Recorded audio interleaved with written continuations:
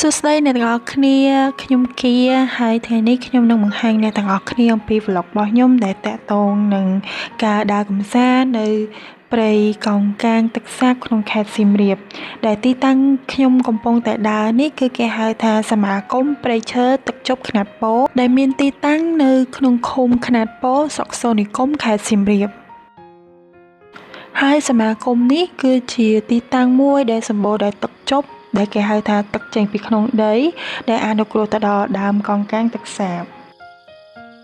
ដើមកោងកាងទឹកសាបមានដោះតែក្នុងខេត្តសៀមរាបទេហើយមានចំនួន3ទីតាំងហើយដើមឈើកោងកាងទឹកសាបគឺដោះនៅក្នុងសមាគមទឹកជប់ខ្នាតពោធិ៍ហើយនឹងមួយទៀតនៅសមាគមបោះធំហើយនឹងមួយទៀតនៅសមាគមព្រៃឈើក្បាលទឹក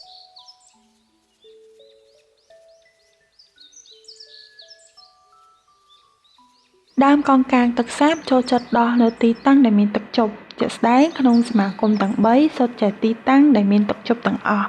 ហើយដើមកោងកាងនេះបើដោះនៅលើដីដែលស្ងួតក៏មិនសូវធន់នឹងលូតលាស់ដែរប៉ុន្តែបើសិនជាដីដែលសើមឬមានទឹកជប់មិនដាច់អាចធ្វើឲ្យវាលូតលាស់លឿនការដើរទស្សនាក្នុងព្រៃនេះអាចចំណាយពេលប្រហែលជា30នាទីទៅ40នាទីប្រសិនអ្នកទាំងអស់គ្នាពេញចិត្តនៅវីដេអូនេះអ្នកទាំងអស់គ្នាកុំភ្លេចជួយ like and subscribe ក្នុងវីដេអូនេះផងណាបាយបាយ